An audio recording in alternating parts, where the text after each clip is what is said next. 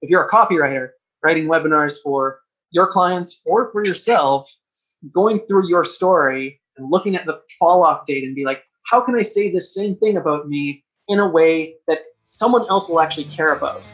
It's an absolute phenomenal exercise. Welcome to Sold with Webinars, a podcast that aims to uncover how the most successful experts, coaches, consultants, and e-course professionals sell their products and services with just one sales presentation or webinar. A simple sales webinar can transform the business and life of a solopreneur. And this podcast will show you how other experts just like you are generating 6 and 7 figures per year online with their webinars. If you'd like to join our Facebook community where I share exclusive members-only content, join our Sold with Webinars Facebook group. For blogs, content, and information about our webinar services, visit thewebinaragency.com. And to download a free comprehensive 6-month, $466,000 webinar case study, go to soldwithwebinars.com. Now, let's get started.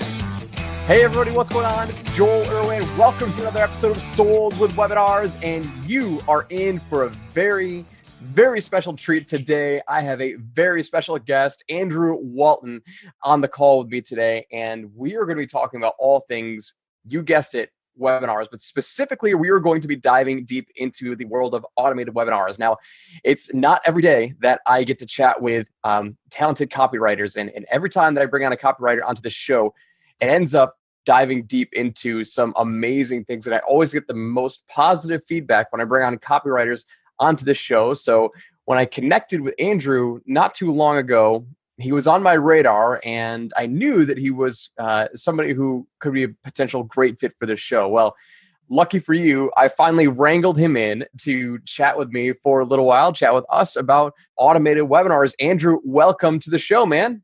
Joel, so great to be here. This is one of my favorite things to talk about. So super glad that you had me. I'm looking forward to dropping some knowledge.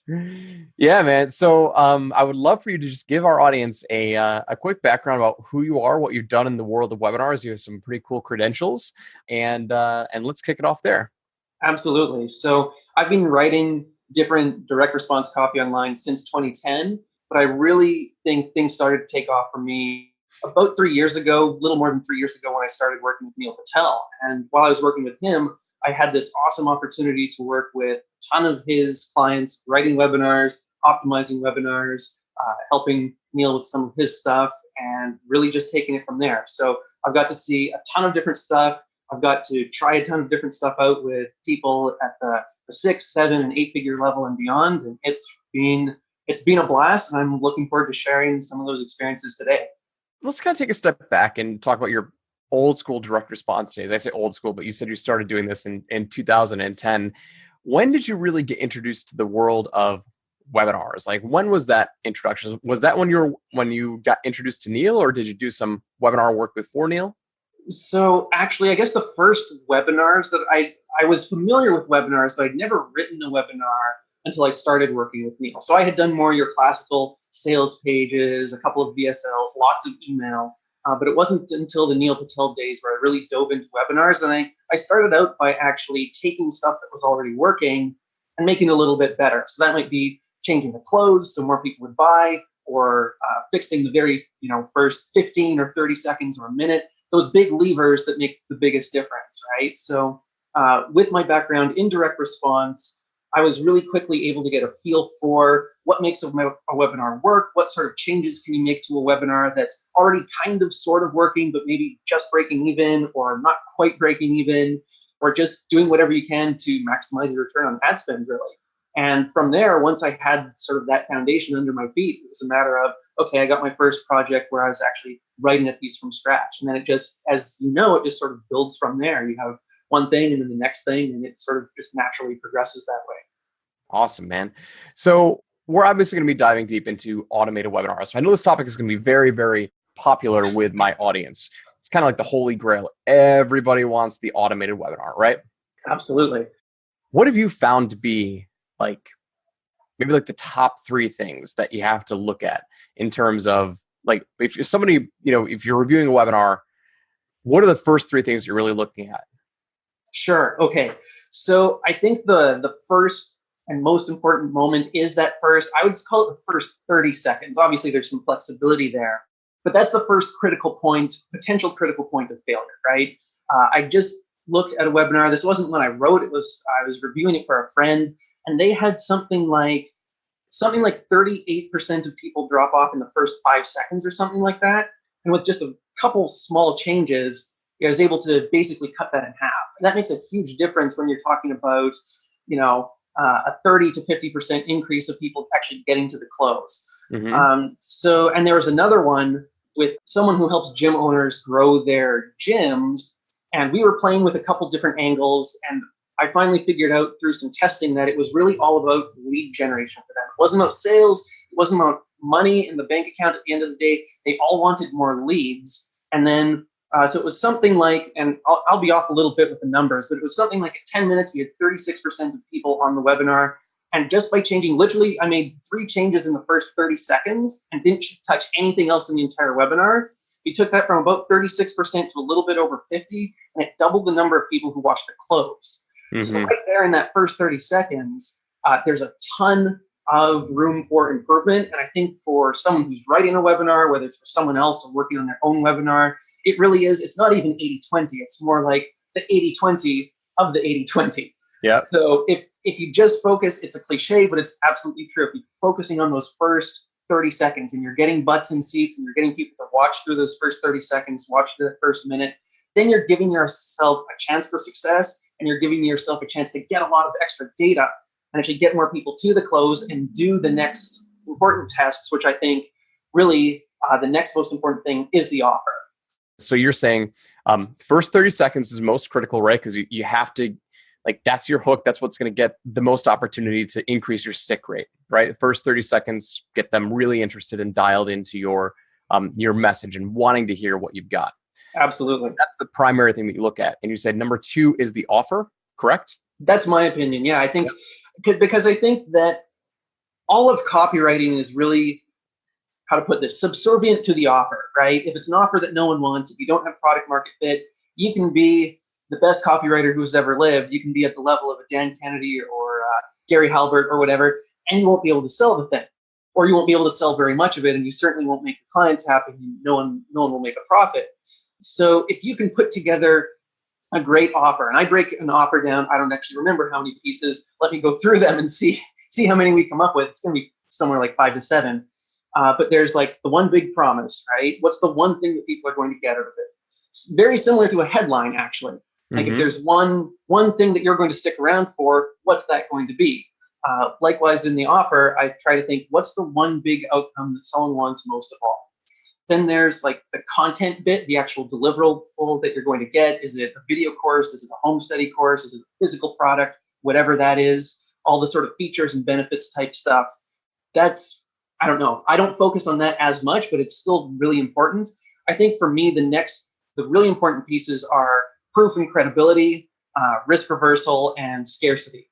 If you can manufacture some, or if you legitimately have some, even better, if you legitimately have some scarcity.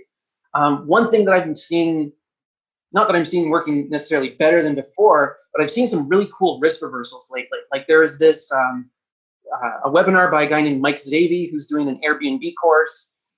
That seems to be a popular thing right now, but he was one of there's Brian Page, and then Mike came along, and now Ty Lopez is doing it, and a bunch of other people are doing it. But I think Mike was sort of on the tail. He probably saw Brian doing it and was like, that's a cool idea. But his risk reversal was really cool because he did, I think it was $9.97 times 2 payments. But if you put a listing up on Airbnb, he'd refund the entire thing because his goal wasn't to get the first sale. It was to get people in a $5,000 mastermind. Yep. And that worked really, really well for him. And I don't remember what the exact conversion rate he was having, talked about it at one point, but it was good enough that he could afford to refund people the $9.97 times 2 and still be making tons of money on the back end. And I think that's a brilliant risk reversal because it shows that you believe in what you're doing. It really does take away the risk. It's like, oh, if I take any action and actually implement this stuff, I get my money back. At the worst case scenario, I take some action and it's freaking free. That's pretty darn cool. And I think that like a lot of people, almost everyone does at the very least a money back guarantee, right? Some people do a better than money back guarantee. But I think this particular guarantee, haven't seen it a lot, outside of that, but it's something that I'm playing around with more when I'm writing a webinar. It's in my sort of swipe file. What risk reversal do I want to test here? Yeah. I really think that eliminating risk, if we're talking about offers, if you get the big promise down, eliminating risk is probably the most important element of making a world-class offer. Yeah. I'll add to that because I have seen, and I was just on a call earlier today with a client we're writing a webinar for. I've been studying risk reversals a lot as well. And it's really, you have to take a step back, an eagle eye view of like where a webinar fits into the business model and specifically what you can, so this allows you to figure out what you can do with the risk reversal. I think a lot of times people are sold on this idea of one funnel away, and they think that a $9.97 product is their ticket to, $1 million business and freedom. And a lot of times it can be, right? But if you want to go bigger, right, you have to think about where like your whole business model and where a webinar fits into your different products and different levels of offers, because your webinar can be a great entry point into pre-framing your back-end offers. We've done that before and it works very, very well. I was working on a webinar for an agency owner, and they were, they're pretty much booked solid on the agency. And so they're trying to come out with a course to scale up without doing more service work. And they're like, well, we still would take service work. And so we kind of did this whole risk reversal where it's like, listen, if you take action, right now we're booked solid on the agency, right? But like, buy this course. And if you take action, and I'm also doing a poor job of actually selling this, but it's along the lines of this, take action and it's basically free. We basically credit your investment towards our agency offer. So a lot of that time where you're doing credits towards the next level, you're automatically seeding that there is more. And it also creates that value gap and saying, listen, this is really great, but we've got more. I really want you to kind of do it yourself here. And once you get success, which I know you can, I've got my money back guarantee. Plus, once you make your first sale or whatever it is, we'll credit that or we'll refund your money so you upgrade to the next thing. But yeah, it's really powerful on a lot of different levels. I absolutely love that. Yeah, it's sort of like talking about if the biggest lever of a webinar is the headline because it keeps butts in seats, I'd say the next biggest one is actually within the offer. It's that risk reversal. Yeah. Because just as you said, yeah, you can create that value gap. There's so much you can do with that. So if I'm going to spend, whatever percentage of time on my headline, I want to spend the exact same amount of time on my risk reversal. Like those two elements just make such a huge difference at the end of the day. And if you do everything else just kind of sort of okay, good enough, then that's probably going to be a successful webinar right there. Doing those two things and everything else is good enough. You have a world-class intro, you have a world-class risk reversal, the offer is solid. That's a great position to be in. Yeah.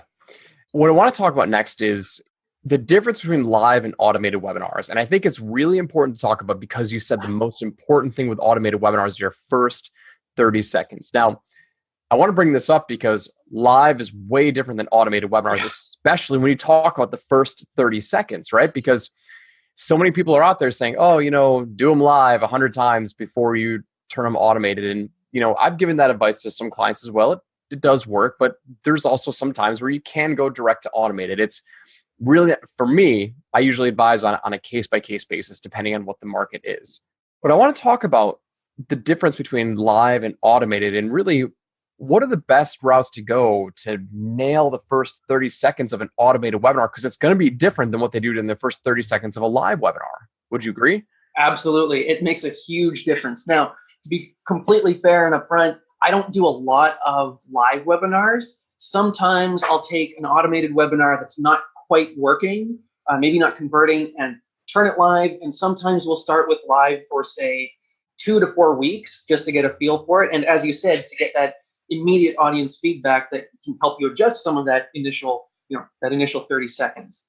So part of it, I think, is, so there's some tactical stuff and some strategic stuff, right? But there's also a mindset going into it. I think if you're going directly to an automated webinar, just like when you start running Facebook ads, you're essentially buying data. You're not buying customers yet or clients yet, at least not most of the time. I mean, if you nail it the first time, awesome, off to the races, good for you. But when I'm writing an automated webinar, what I want is to have that graph in Wistia or in wherever you're hosting your webinar, say, okay, here are all the drop-off points. These are the things that aren't working in this webinar. What we also get then is a ton of email addresses that we can go out to and survey people. We can schedule phone calls. So what I do on the back of an automated webinar, before I create a follow-up sales sequence, is I create this feedback loop. Because again, an automated webinar, it's all about collecting data before it is about making sales. The sales take care of themselves once you get the data. So the first and most important thing for me is creating that feedback loop after the webinar, follow-up email with the survey, follow-up emails to get people on phone calls with sales reps to figure out what were their objections. And you can also, during those calls, get feedback on, was the hook and the big promise even the thing that they wanted most? Because you can discover that in a conversation with another human being one-to-one in a way that obviously you can't by just having some webinar data. So the automated webinar actually often leads into, at the beginning, a bunch of non-automated processes until you have the data. So that's sort of the strategic level and some of the mindset level that I look at. And then on a tactical level, to get people to stick, I think having a bribe in the first 15 to 30 seconds, like what will you get when you stay to the end? It's something that it's common knowledge, but I see so many people just leaving that out. And it actually, most of the time in my experience, actually makes a really big difference. It's really simple to do. I mean, if you don't have a free report, checklist, analysis, something that you can give someone, right? Take a couple of hours and go build it, right? You're going to be spending hours and hours building your webinar, building your email sequences, etc. Build something to give people to get them to stick around. As if you get even a 10% lift in those first 30 seconds, great. You're essentially giving yourself something like a 10% lift across the rest of the webinar. And what I've found to work too is when the best example I can give is, again, this gym webinar that I was recently working on, because it's so fresh in my mind and I have the data, is that one of the 3 changes I made is, one, I discovered that it was lead gen that people wanted to focus on. So I tweaked the headline a little bit, like the very first words out of the client's mouth to reflect that. I moved the bribe up from about the 30-second mark to like the second or third line out of the guy's mouth.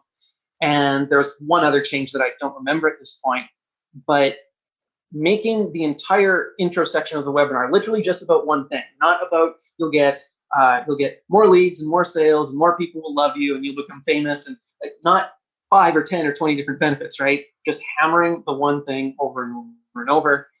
And that's what I find works the best in that intro. And then as you go on, you can weave other elements in, especially when I get to what I call the Tale of Two Islands, which is, you can call it the island of heaven and hell, or the pain and the gain, or whatever you want to call it. That's a great place to show all the other benefits that you can get. In that intro, I keep it laser focused. And one other reason I think that it's really important to do that is it lets you test really effectively. If it's all about lead gen or all about sales, then you can really quickly see which gets a better response. If you're kind of combining them, then you might see one version gets a better response than another version, but you might not be able to understand why. And that affects everything else that you say throughout the webinar. So just to give some more context, another really important thing about building anything, but especially the first 30 seconds of the webinar, testing anything, is being able to understand why something performed better, right? Not just that, oh, version A outperformed version B. Great, well, how can you use that throughout the rest of the webinar and the rest of the funnel and the rest of the emails? Now that I know that it's all about lead generation, what email am I going to follow up with first? Well, it's going to be about lead generation, not about sales, and so on and so forth. What am I going to write? What am I going to talk about in the content section? Well, it's going to focus more on lead generation, and then maybe another section on sales, but all tied back to this big idea of lead gen. So in the first 30 seconds, focusing on that one super specific idea also gives you that insight that you can use throughout everything else. So that's a lot of stuff, but it's some important stuff. Well, to simplify it, it's really, from what I understand you're saying, is you really focus on the first 30 seconds of really focusing on one core thing. Because it's really easy when you're doing a webinar to put in filler words, put in filler content, go off script, even if you have a script, but like it's because you're teaching. So it's really easy to kind of teach about a lot of different things. And I think it's really important, especially for anyone who's in the business space, to understand when you're marketing, the difference between marketing leads and sales, because a lot of times they do try to meld them interchangeably. Yeah. Oh, you get more leads, it also produces more sales. It's like, well, those are two completely different needs and two completely different stages and mindsets of two different types of buyers. Like, I think it's a fascinating observation, and it's something that we can very easily overlook. So keep it simple in the first 30 seconds. Focus on one core thing. Let's talk about like tonality with the first 30 seconds, right? Because that's also, I feel like has to be really, really different than a live webinar. For example, when you're live webinar, it's like, hey, welcome to the webinar, everybody. So excited that you're here, blah, blah, blah, blah, blah. Turn your, make sure everything's muted and the whole nine, like that can take up like 60 seconds in its own. Totally. Do you not do that and you just go, boom, straight into the content? Is that part of how you hook them in? Straight into it. Yeah. Now, I will do usually a sort of housekeeping section. That might happen anywhere between 5 and 10 minutes in, where you get people set for the content and you're like, okay, you know why you're here. You know if this is for you. Do these 3 things, like turn off your phone and shut off Facebook. If you want to get the most out of this, you're going to be sitting with me here for 60 minutes. Make this investment in you and turn off all this other stuff, right? Or leave the webinar and go do all that other stuff and whatever. Don't get any results. There's different ways you can frame it. Some people, obviously, they're very aggressive, like that rebel archetype is like, if you're not sitting here and paying attention, you're an idiot. I don't really like that approach. And you're not serious about your business. And then there's more soft Canadian approach, which I prefer as a Canadian, which is like, hey, you're here to grow your business or you're here to get some results. These things are going to be distracting for you. But yeah, I put that in somewhere later on. Anyway, back to really answer your question. The first minute is right to the point, either hitting them where it hurts or hitting that big aspiration that they have and getting them emotionally charged for, this is actually going to be worth my time sitting here for 60 minutes. I think of it like the beginning of a movie where you want to grab their attention and pull them in immediately. And you're not giving a bunch of fluff or filler up front. I think of it more like the beginning of an action movie where you're right into the action and things are happening immediately. Awesome. Yeah, I've been studying automated webinars more and more, and it's really important to know that there is a difference in approach to a live versus automated webinar. And I think this whole idea of like taking your live recording and just turning it automated, like you're shooting yourself in the foot. Like you really are, because it's a different approach. I mean, in terms of scheduling, I mean, I'm sure you probably have your own rule of thumb for like how you schedule them, but for us, when we do automated webinars, we do just in time and then plus two additional slots that they can join. And people aren't stupid. They're not necessarily looking for it to be live. They're there for the content. They're not there for a live event, right? I mean, do you do similar? I'm assuming you do similar scheduling too, just in time. Yeah, so, exactly. Yeah. It's like, so people, they understand, they know that it's not live. So don't fake it.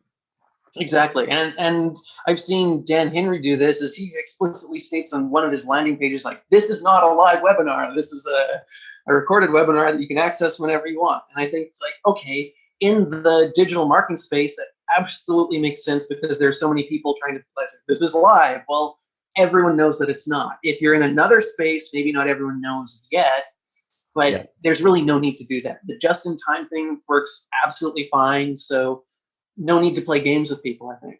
Yep. So I love your approach of starting out with the automated. So here's like, I call this like the hybrid approach. I'm going to call what you said the hybrid approach, and I'll explain what I mean. But when you're launching your automated webinars and it's first time you launch it, your follow-up sequence is not to get the sale, it's to get on the phone. It's to get the phone call, right? And that's to collect the data. A lot of times we advise doing mini webinars, which is going straight for an application, like to get the phone call data and scale down. So I can totally see how this is now kind of like a meld between that. I mean, how great are your rates in terms of getting those applications? I mean, do you get a pretty high take rate on filling out those surveys? They're not applications, but on filling out those surveys on the back end and getting those phone calls? I mean, is that definitely a feasible option in terms of the ad spend?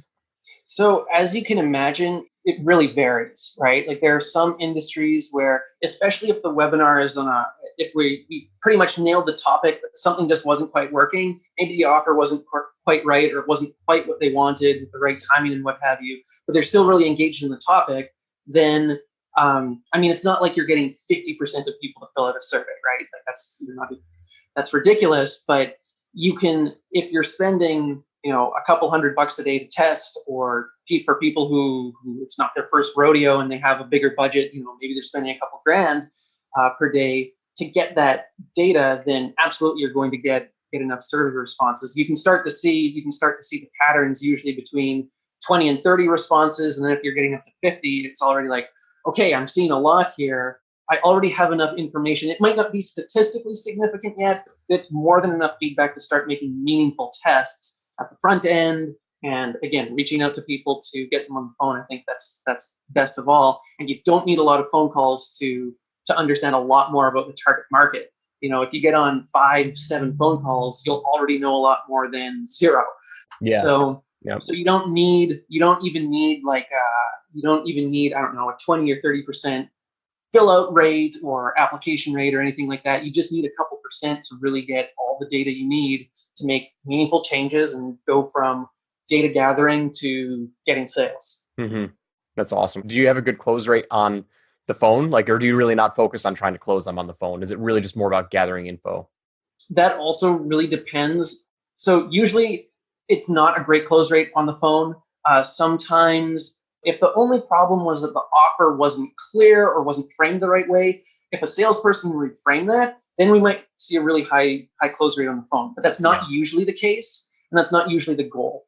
So usually in that specific context, phone close rates are low, but that's okay for that specific context, because again, the goal isn't closes yet, it's the data. So one important thing from the agency side is making sure that the client, of course, understands this is the goal of this part of the process, right? They're used to closing, right? 20 or 25% or higher on the phone probably. And if they're seeing, we've got like just a couple people and we're at like 5 or 10% or whatever, what's going on here? Obviously setting the expectation up front that we're in data gathering mode here, just like when you're spending your first X grand on Facebook ads. If you do that, then at least for me, when we do that, that seems to be very, very effective. Yeah. But it's very important too. Awesome. So, okay, most important parts are, first 30 seconds, setting the hook and giving them a bribe to stay until the end. I have so gone back and forth with that. We've had success with both, and I've gone back and forth with that. But, when you're talking about automated and wanting them to stick until the end, it's definitely valuable. I totally get that. Obviously, making sure that you've got a great offer, and risk reversal. I agree. That is the risk reversal is the most important part of the offer, because it's in the back of their mind. They're asking the question, what's in it for me? Not what's it for me, but kind of that, but how can this be a no-brainer? You study anybody who teaches offers and they all tell you irresistible offer. And it's what makes an offer more irresistible than making it practically free? How can you make it practically free? And that's always the question that I want to ask is how can I make this virtually free or practically free? And you have to exercise your offer muscles to really make that stand out. Can I ask you a question now? Let's talk about content, right? Content of the webinar. How important do you think nailing the right content is to crushing their beliefs, reframing them, and bringing them along to knowing that getting them to realize that this offer is something that I need to take advantage of? Awesome question. And I think that even for me, this is the section of the webinar that in the past, I'd sort of overlook. It's so much importance put up front, so much importance put in the offer and the close and everything that happens after that. It's the content's the content, whatever. But it's not. It really isn't. It's super important because, well, actually, let me take a step back. The way I look at content is I start with someone checking out. They're taking out their credit card, right? They're putting in their details and they're sending the client or maybe myself money, right? I'm thinking, what do they have to believe in order for that to happen? And what do they believe? So what do they need to believe in order for that to happen? And what do they believe when they get on that webinar? The content section is really the place where I have a chance to change those initial beliefs to those buying beliefs. If I believe these 5 or 7 things or however many things, then that person will buy 100% of the time, right? So for me, I use a content framework. Now it doesn't matter if it's one content section or 100 content sections. I break them all. I break a content section down into a symptom, a reframe of that symptom, and maybe depending on the context, a how to or a what to. But so for me, a symptom is like a lot of people talk about problems, like I can't get sales. Well, what are the symptoms of that? The things that you can point a finger to and say, that is happening to that human being. Are they the first one in the office at morning and the last one out at night? Do their jeans cut into, or their belt, does it cut into the fat in their belly? Like what's that thing, right? That's a symptom. And that's the thing that I like to start talking about in the content section. Now, the reframe, or you can call it reframe or insight, and I didn't come up with this. If someone wants to learn more about this, I absolutely recommend checking out Travis Sago. I think he's the man when it comes to talking about this sort of stuff. I know that you know Travis's stuff, but that insight creating phase where you show someone, I think of it creating insight like the old way of thinking and the new way of thinking, or the old world and new world. This is the way I do it most of the time. It's not the only way, but it's the hardest to screw up. So it's like the world used to be like this, and then something changed, and now the world is like this. And you're showing them that the way they used to look at the world, it's not the way the world currently is. And when you show them the world is actually this way now, and therefore if you do these things, you'll get a better result. And they have this insight, and they're like, oh my God, I've been doing it wrong all this time. And if I do it this other way, it can work for me. That's sort of the thing that you're trying to get to, is that not only does it work, it can work for me. And that's the insight that I'm usually looking to get when I go from a symptom through that process. And again, whether it's one content section or 100 content sections, usually a lot of people do 3 or 4. It might be, what are those 3 reframes that are going to get them from there's no way in heck I'm buying to there's no way in hell I'm not buying. So that's the way I look at content. And the interesting thing, or one interesting thing, it's far from the only way to do it.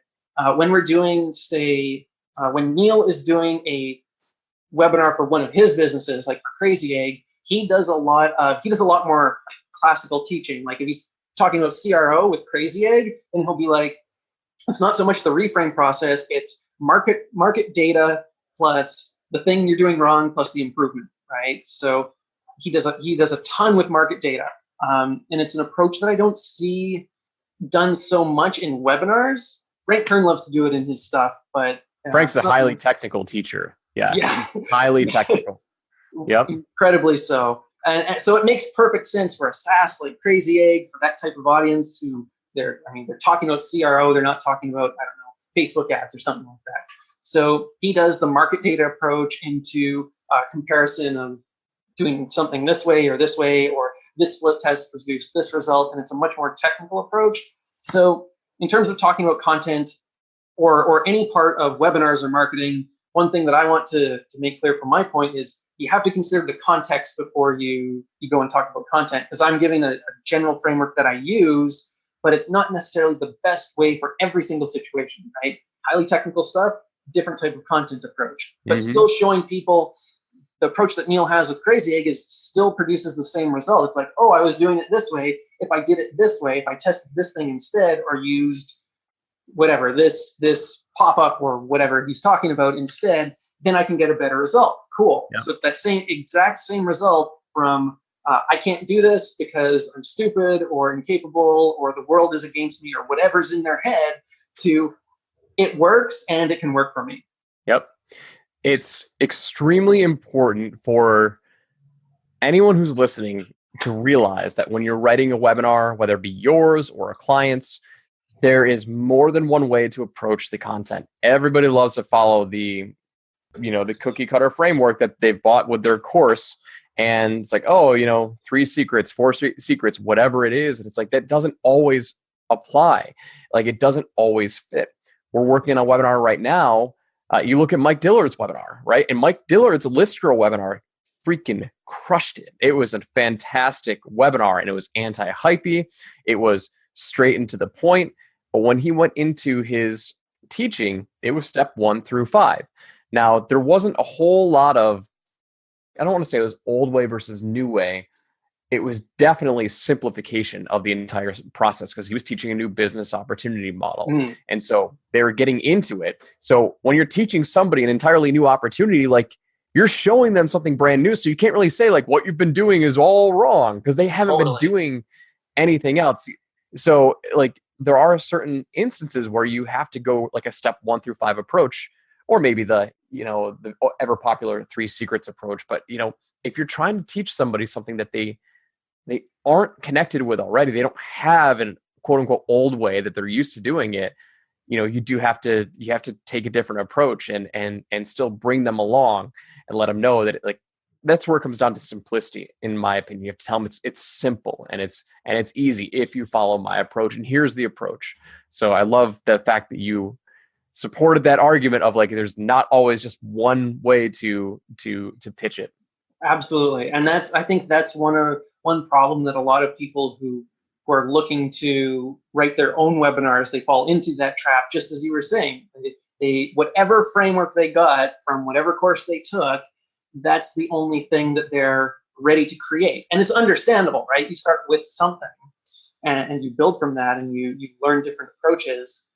Just sort of to that point, another example that I think people should check out is Dan Locke's webinar, because he does like a 3 or 4 secrets, but he doesn't just do secret 1, secret 2, secret 3. He weaves some other shifts in between his secrets and some other stories and mindset shifts. And it's a really, really interesting piece because you can see sort of at the bottom, this framework, there is the secrets framework, but he didn't adhere to it as if it was canon, as if it was the only way to create a successful webinar. And that thing also is doing pretty well. So yeah. You do have to study the content. Like that is really, really important. And I think all the funnel hackers out there who want to just go out and try and swipe. I actually had Bond Halbert on the podcast a couple episodes ago, and we talked about the importance of a swipe file and what a real swipe file is. And a swipe file is not looking at an entire piece of copy and trying to model that entire piece of copy. He goes, when Gary, his father, and he according to him, he came up with the term swipe file. When he came up with what he did with swipe files was he wanted to grab a swipe, like a collection of all the elements. So he wanted to create swipes of all the different headlines, and that was a swipe bucket, right? So he wasn't taking an entire piece of sales copy. He was like, no, I want to look at all the different pieces of headlines. He puts that in a bucket so we can reference that for later. Risk reversals. So collect a whole bunch of different risk reversals, and that'll be one swipe. And so it's been convoluted and mixed up with what a swipe file really is. And so when you're out studying webinars, like, don't go out there and model one person's like entire webinar. Like the smart way to do it is to take, okay, what are they doing in their offer? Grab all those different types of elements. What are they doing in the introduction? What are they doing for their giveaways? What are they doing for engagement tactics, right? Because then you can start to, mix and match all the different pieces and put that into your own. Anyway, just wanted to give my 2 cents on that. That's absolutely huge. I think that that's possibly one of the most valuable points that I imagine people get out of this entire episode. You're absolutely right about that, because it's so tempting to go to the best webinar in your space and say, I want to be like that. And that's understandable. Yep. It also doesn't work that great most of the time because they're already out there doing that, right? Yep. Whereas if you can take the best ideas from this other industry over here and this other industry over here and this other industry over here, or webinar over here, there, and this other place, and combine those, and a risk reversal idea from a completely different industry that no one is using in yours, now you have a competitive advantage until people start modeling you anyway. So that's, I think that's absolutely revolutionized someone's webinar. Yeah. I'm kind of jumping all over the place, and I apologize to my listeners because I hate doing this, but this has been such a fantastic interview. Something popped up in my mind that I really wanted us to kind of dive deep in. We're going to go back to the introduction, right? So we've gone from the introduction to the offer to the content. I want to go back to the introduction because the more I talk about this, the more I know how important the introduction is. Because like the most challenging thing with an automated webinar. And the reason why it's so challenging is you need to get as many eyeballs on your offer as possible. Like if they don't see an offer, they have a 0% chance to buy. And that is so true. So true. So let's talk about, I want to ask another question about the introduction. After we get past the 30 seconds, the first minute, we still like, and I'd say they're probably 80% hooked in. Like, okay, cool. I'm going to learn about leads. I'm going to learn about how to generate leads for my gym business, right? I'm interested. There's a cool freebie at the end. Like now I'm intrigued. How do you really like hammer the nail in and get them like hooked to make sure that they stay on for a full 45 to 50 minutes? You've mentioned it before, passing over it. Is this where you talk about the islands of heaven and hell in the introduction to kind of like paint that picture to get them hooked in? Like, what are we doing here in this section of the introduction to keep them on? That's pretty much exactly it. So for those of you who aren't familiar with the islands of heaven and hell, you could essentially think of it as the pain and gain or the problem and outcome.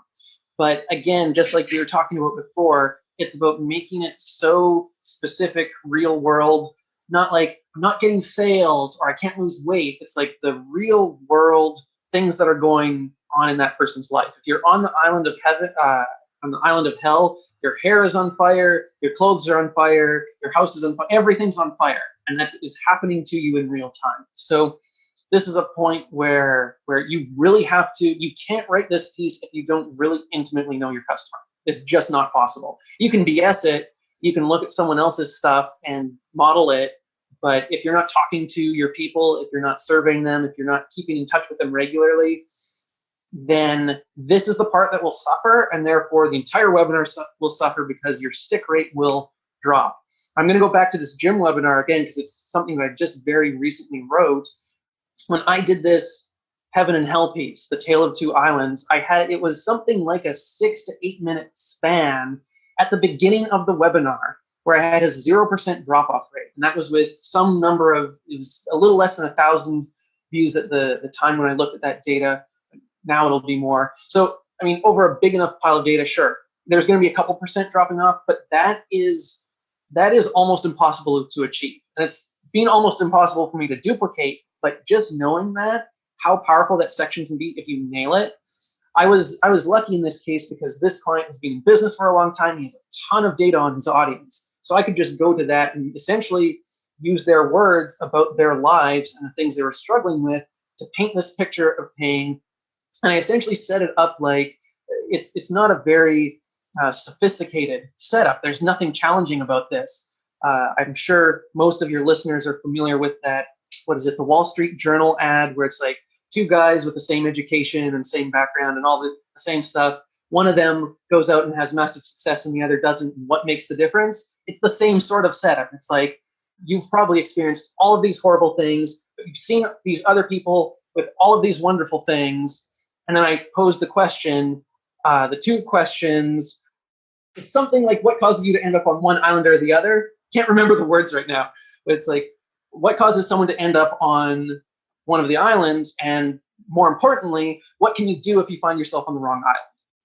And just for like tactically, I'll usually name those islands. Like you've probably seen, or all these people on the island of, what could it be? The island of poverty and the island of plenty or something. Yep. I don't know, spitballing here.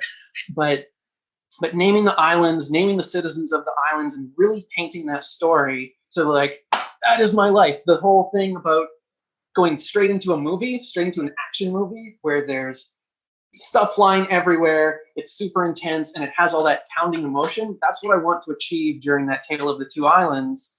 And that's the thing to me that after someone once you have their attention, has them going, there is no way I can leave this thing. I have to find out what's next. So you actually will paint a literal image of two islands on the webinar and name them? Is that what you're saying? Not all the time, but much of the time. And when I'm writing my drafts, I do it all the time. Now, it's not always appropriate for someone's brand or for other reasons, but it's the place that I always start. And for whatever reason, that seems to work really well for me. Mm-hmm. I imagine that if everyone started doing it, it'd be less effective. You certainly won't see that in a Neil Patel webinar. That's not appropriate for what he's doing. He won't talk about any islands at all. and rightly so. But if I'm writing a draft, that's the exact framework I use because I know it works. Mm-hmm. It's fantastic, man. It's very, very powerful. That picture of heaven, of the two islands, heaven and hell, that'll get anyone to think. And that's really what you're trying to do on the webinar is you have to get them to think. Like you have to really get in their mind, not just listening. Like you have to get into the subconscious mind and getting them to really feel like this webinar is specifically for them, and like starting to feel that pain, and really getting them to understand that exactly what they're going through. And that's how you do it. Like diving deep into that subconscious mind of like, holy crap, this person really does know what they're talking about. Whether or not I believe them is yet to be determined, but they tugged on my heartstrings, and now they've got my attention. And so that you're accomplishing all that before the 10-minute mark of the webinar. Really, like you said the first 6 minutes, right? That's when you're doing that. So that was, for this particular case, it was a 6-minute span. It wasn't the first 6 minutes. It probably started around minute, it was somewhere around the 5th minute, and it went to something like the 12th minute. Don't remember exactly, but it was something like there.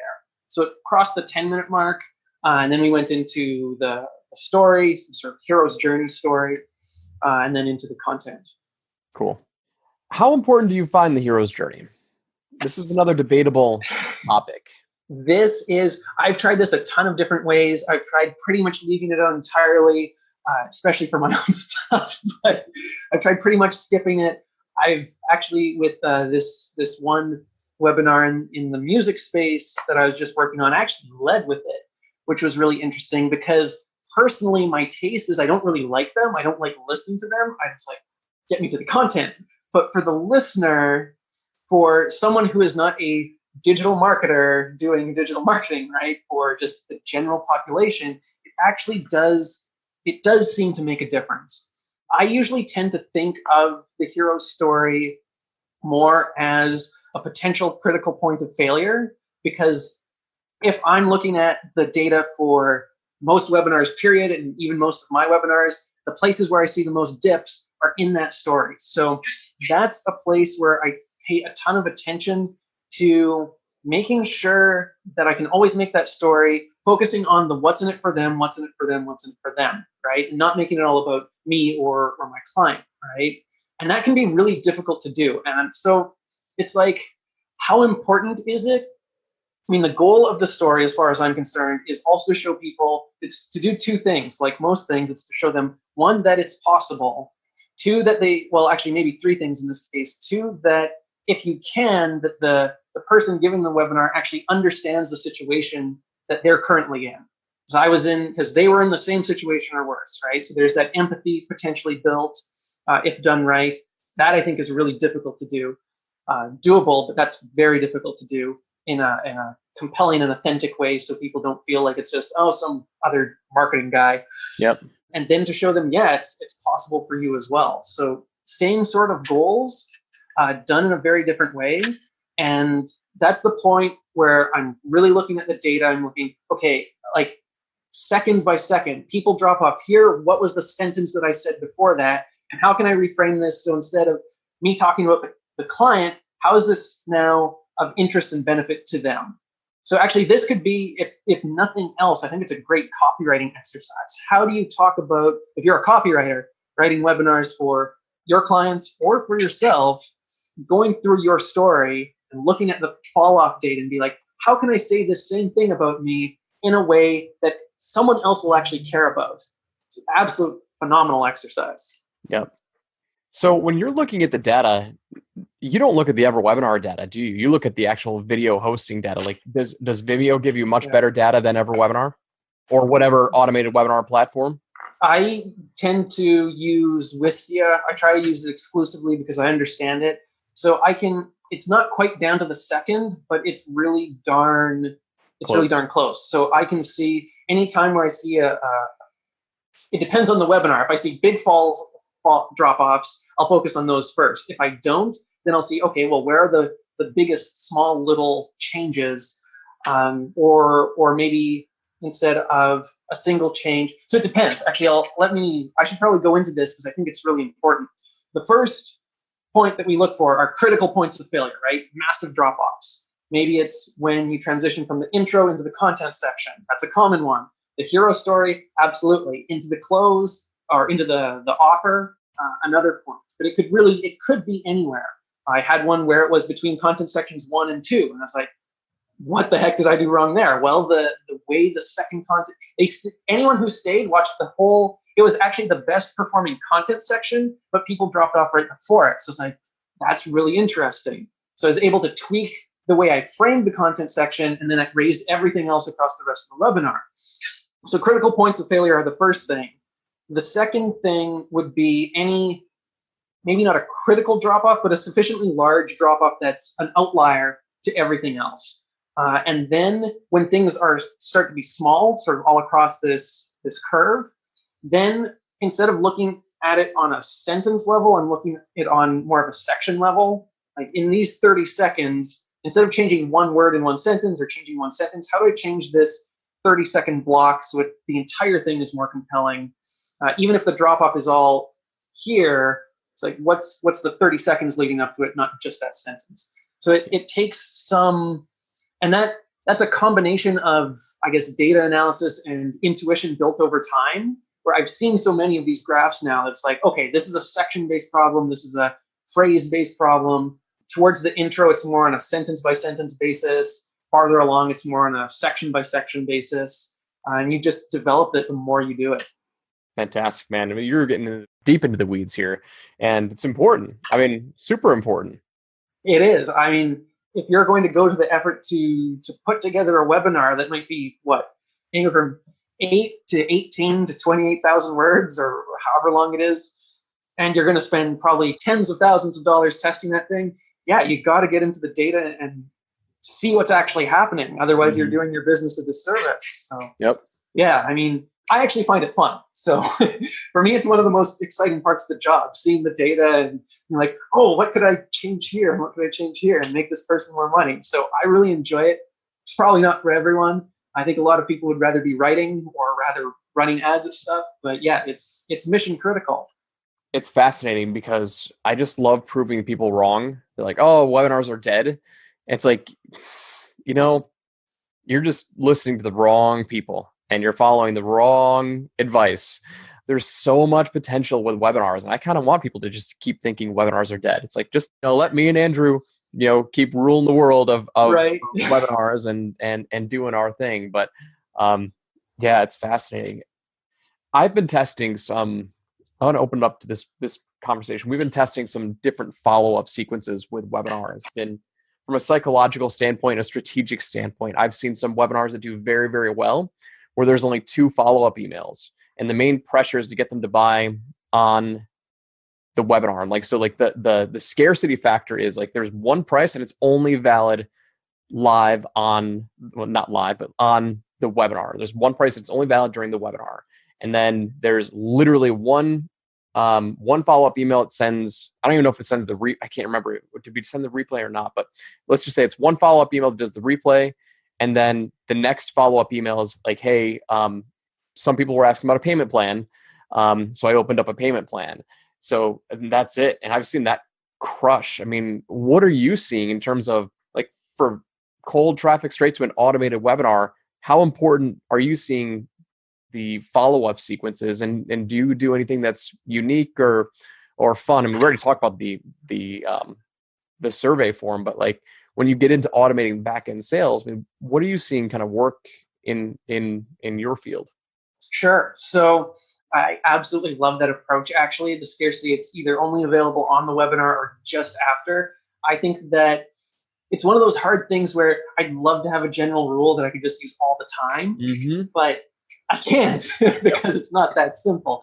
So usually my default starting point is your classic 7-day sequence, not that interesting, not that special.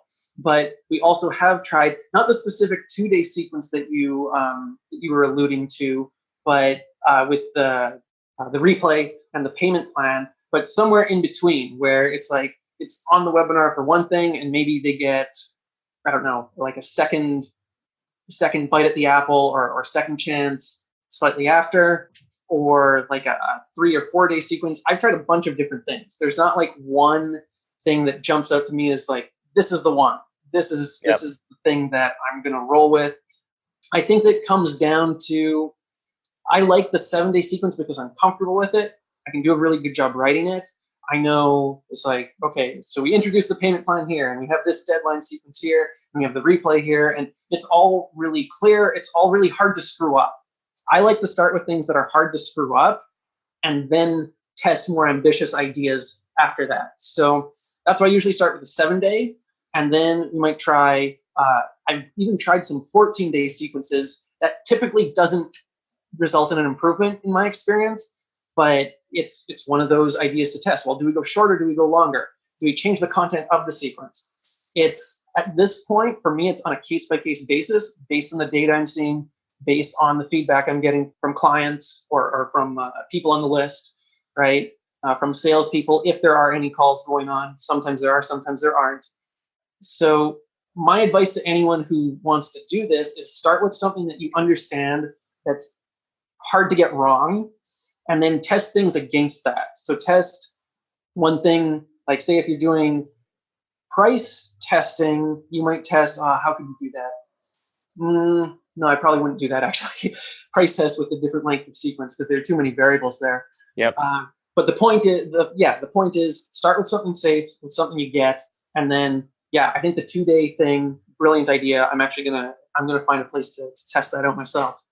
It's definitely a test. I don't want you to come back to me, Andrew, and be like, oh, it didn't work, but we've seen it work. Because it does a couple of things like psychologically. Like number one, it's legitimate scarcity because you can literally only get that one price on the webinar.